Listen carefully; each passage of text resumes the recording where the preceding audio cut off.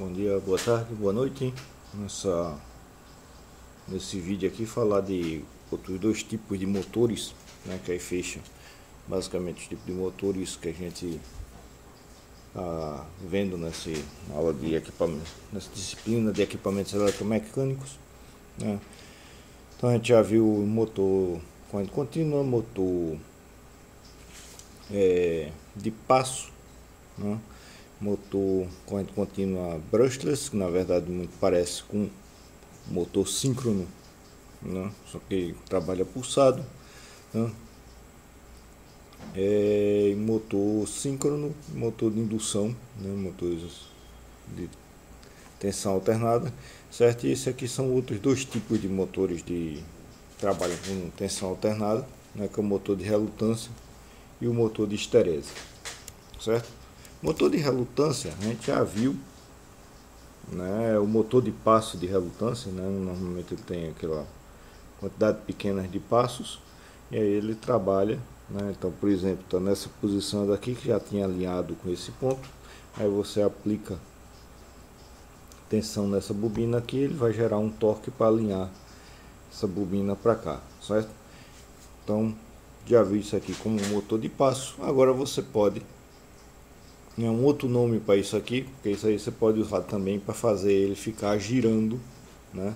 Então acionou aqui, no momento que ele estiver chegando perto dessa posição, você já aciona essa próxima, chegou nessa posição, aciona a próxima para manter ele sempre em movimento, certo? Então isso aqui recebe também o nome de motor de relutância pulsado, né? Que aí é a mesma estrutura do motor de passo, basicamente, só que você tem uma realimentação para detectar a posição que ele está, certo? Não desse jeito, não com o rotor nessa polo saliente aqui desse jeito, mas um outro esquema de motores desse. Isso aqui, o motor de relutância pulsada é usado inclusive em alguns carros elétricos, né? Tem vários tipos de motor que são usados em carro elétrico, até de indução, certo? No motor de indução ele tem pouca eficiência, mas tem alguns que usam motor de relutância pulsado, tem que usam motor de relutância pulsado com um ímã permanente, né? Que é uma modificação do motor de relutância, né? E de todo modo você consegue trabalhar aqui com ele pulsado também, já se aproxima basicamente de uma versão de relutância de um motor corrente contínua brushless, sem escova, né? Mas essa ideia também você pode aplicar, ao invés de aplicar ele pulsado, você trabalhar aqui com essa tensão daqui das bobinas, né? Gerando um campo girante ao redor, né? Ou seja, com a tensão trifásica senoidal, né? Você consegue também fazer motor de relutância, né? Que aí é o chamado motor de relutância síncrono, né? E aí ele tem um estator e uma bobina bem característico, né? São bem recentes isso aqui, porque aí depende da técnica de fabricação desse estator, certo? Aqui dá para ver exatamente o mesmo, mais um aqui, certo? Então você tem o estator, essas partes que estão coloridas onde está passando o fluxo, onde você tem o material ferromagnético, certo? Vai ter a baixa relutância, e aqui no meio ou você tem vazio mesmo, um vazado, ou um material não ferromagnético, né, de suporte, né? E a versão mais moderna desse motor, ele tem uma linha aqui, então isso é feito do material ferromagnético aqui cortado e é suportado por uma linha aqui ao redor e também por umas barrinhas aqui, dá para ver, que seguram um lado desse com o outro. Quando isso aqui é feito só com um material diferente, ele tem um problema em alta velocidade disso aqui descolar. Por isso a última versão dele é com um anel circulando aqui, certo? Mas a ideia é, à medida que o seu campo vai girando, aqui você dá para ver pela estrutura, pelas linhas de fluxo, você tem um estator aqui de 4 polos e consequentemente você tem esses 4 pontos aqui de convergência aqui do rotor também. Então quando o fluxo está principalmente aqui, aí ele alinha desse jeito. Então essas linhas seguem justamente as linhas do fluxo, ligam com o estator, e à medida que isso aqui vai girando, ele vai girando também, alinhando com o estator, certo? Então ele funciona, né, um motor síncrono, né, que não tem enrolamento de rotor, né, não tem também imã permanente, certo? E na verdade isso aqui ele já tem descrição do motor como esse, né, mas não dessa forma, né, mas essa ideia básica desde 1898, certo? No artigo eu já comentei dele do Tesla, que ele descrevia, né, um motor síncrono de imã permanente, um motor síncrono de relutância como esse, um motor síncrono por indução, certo? Então desde lá. Só que você não tinha como fazer justamente esse rotor de maneira eficiente, né? Então isso aqui está voltando agora, voltando a existir, ficar mais forte agora, né? Esse exemplo aqui é um que está trabalhando muito disso, a ABB, né? Fabricante de motores e equipamentos eletrônicos, certo? Então tem um motor e o driver desse motor, certo? E o interessante é que, como não tem imã permanente e não tem rolamento de rotor, ele é relativamente barato, certo? Tem a dificuldade de você fazer esse rotor desse jeito, certo? Então é uma dificuldade, vamos dizer, equivalente a você fazer o enrolamento do rotor, né? Ou a gaiola de um rotor de indução, um pouco mais complicado que fazer a gaiola de um rotor de indução. Só que ele como ele não tem corrente no rotor, né? Então de cara ele já não tem a perda de potência no enrolamento do rotor, então ele é mais eficiente que um motor de indução, né? Agora você tem um problema dele ser síncrono, né? Dificulta a aplicação, mas justamente com a eletrônica, né? O driver de acionamento dele, né? Você consegue variar a velocidade dele a partir da eletrônica. A gente vai ver isso aqui mais para frente aí no nosso curso, né? Então isso aqui está ficando cada vez mais importante, esse tipo de motor, né? É uma certa tendência a que eles assumam lugares de onde hoje se usa motores de indução, passa a ser usado motor de relutância síncrona, né? E o outro motor, esse né, menos usado, mas para ficar mais completo, então é um fenômeno que a gente falou lá atrás, que é o fenômeno normalmente é relacionado com perda, né? Na perda de potência, que é o fenômeno da esterese, certo? Então é um motor que você tem um estator, então aqui normal, né, para fazer né, o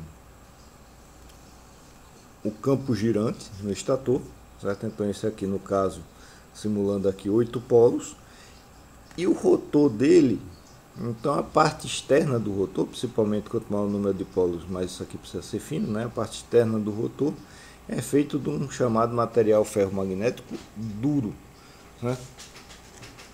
Ou seja, diferença do material ferromagnético duro para o mole.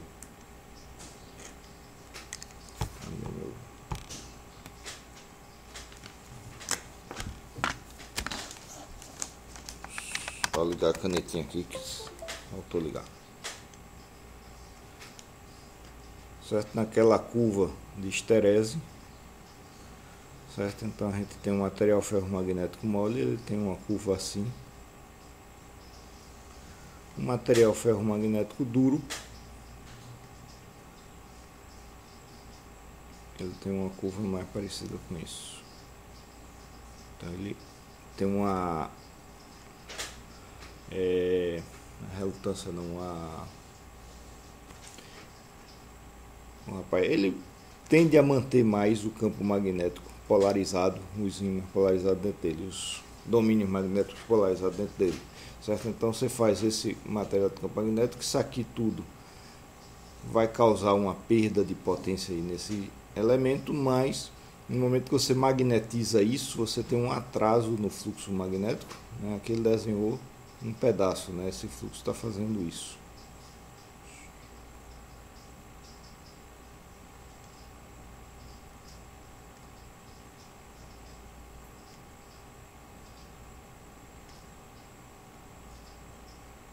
dividindo aqui nos dois lados, certo?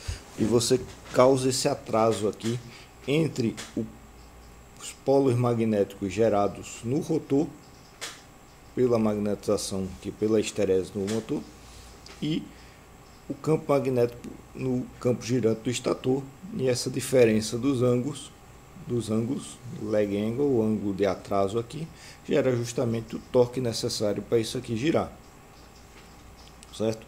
Então é um motor que ele apresenta uma característica bem interessante, né? Ele apresenta um torque de partida, fica mais ou menos constante, essa curva não é tão bonitinha assim, ela normalmente ela sobe um pouquinho mais. Então ele tem um torque de partida, ele parte facilmente, né?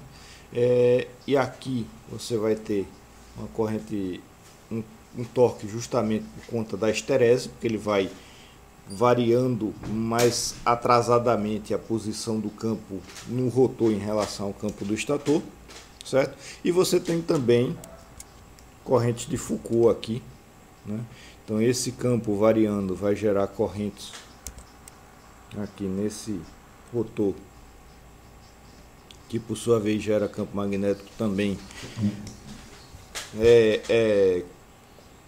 vai causar aquecimento do núcleo, mas vai causar um campo magnético, vai causar o alinhamento disso aqui, um torque tendendo a alinhar, certo? Então esses dois fenômenos se somam para dar um torque de partida, né? Esse torque é mais ou menos constante até ele chegar na velocidade síncrona. Na velocidade síncrona, então no momento que ele está girando na mesma velocidade do campo girante, certo? Então você não está fazendo mais nem a corrente de Foucault, porque você não tem mais derivada do campo em relação ao tempo para o rotor que está girando, nem a esterese. O campo também vai estar estabilizado em um determinado ponto, então ele estabiliza para um determinado ângulo, e aí o torque vai variar variando esse ângulo daqui, certo? E aí ele tem essa queda do torque aqui, ele se estabiliza numa velocidade síncrona, certo? Então é um motor muito fácil de fazer por conta dessa estrutura, tá? Não precisa de nada, não precisa de estrutura, é só manter um núcleo com material duro. Ele também não foi um dos primeiros a ser inventado, mas foi inventado já, né, em 1908, certo?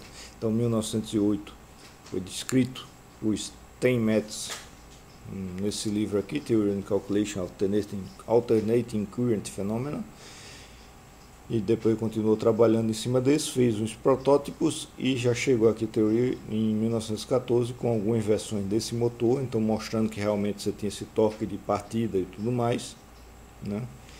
Mas mostrou já nessa época que ele tem um pior torque, pior eficiência, pior fator de potência que o motor de indução, que já não é o melhor, por exemplo, em eficiência, certo? Então isso limita muito o uso dele, né? Então você está usando dois fenômenos que causam perda de potência para gerar o torque, né? A esterese e corrente de Foucault. Então ele tem uma eficiência muito ruim, né? Só quando ele fica síncrono. Só se ele tiver uma carga muito pequena, ele vai virar aqui como um motor síncrono, certo? Então ele é usado só em alguns poucos casos, quando antigamente você tinha um relógio que era sincronizado com a rede elétrica, certo? Então ele usava um motorzinho desse, então um motor pequeno, simplesmente para mexer o mecanismo do relógio. Então um torque muito pequeno que ele trabalhava, mas ele trabalhava justamente nessa tensão síncrona daqui, certo? Então esses dois aí são dois outros tipos de motores que basicamente fecham, né, os vários tipos de motores que a gente está vendo nessa disciplina.